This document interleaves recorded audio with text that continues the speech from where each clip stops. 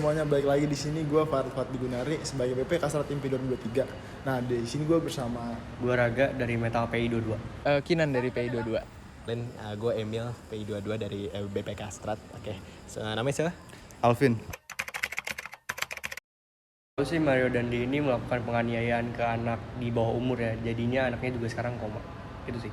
Yang gue tahu itu merupakan suatu kasus yang sangat memalukan, baik dalam pihak keluarganya atau bahkan satu negara Indonesia itu merupakan kasus yang sangat memalukan ya. Karena itu suatu penganiayaan yang terjadi karena hal kecil, hal sepele, karena hal cinta ya gitu. Jelas gitu sih kesalahan di mana, kayak ada katanya tuh ada cewek siapa sih, Agnes itu ya? Iya, Agnes. Dia bilang tuh dia dilecehin kan sama mantannya. Dan dia laporin ke Mario Dendi itu, tapi belum ada apa ya? Belum ada bukti kevalidasi akan kejahatannya itu kan. Dan dia udah ngadu aja ke si Mario Dendi itu, dan sampai gimana ya? Yang keterlaluan tuh sebenarnya tindakannya. Kayak sampai menganiaya sampai koma, men. Gitu sih kurang lebih kayak gitu.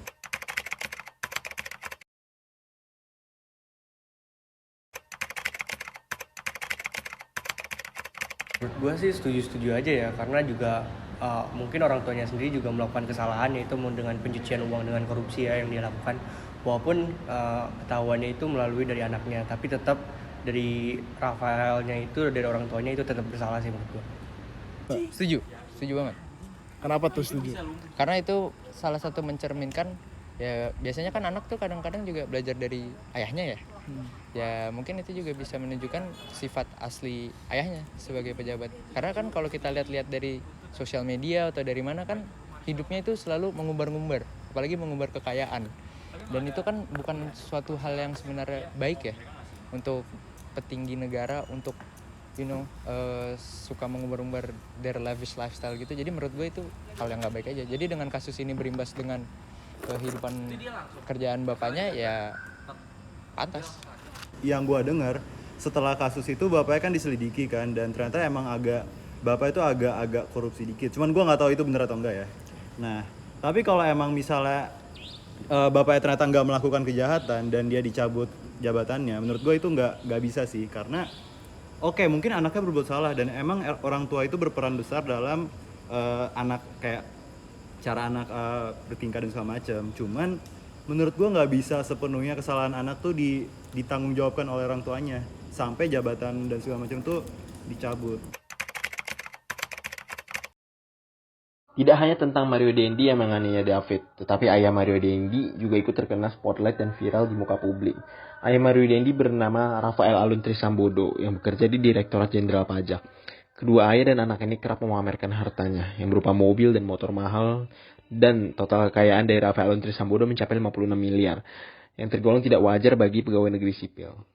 Kasus ini sampai berujung pada pencopotan jabatan RAT. Pencopotan tugas dan jabatan Rafael Alun Trisambodo itu dilandasi dengan dasar hukum Peraturan Pemerintah Nomor 94 Tahun 2021 tentang disiplin pegawai negeri sipil. Bunyi pasalnya yaitu, untuk kelancaran pemeriksaan, PNS yang diduga melakukan pelanggaran disiplin dan kemungkinan akan dijatuhi hukuman disiplin berat dapat dibebaskan sementara dari tugas jabatannya oleh atasan langsung sejak yang bersangkutan diperiksa.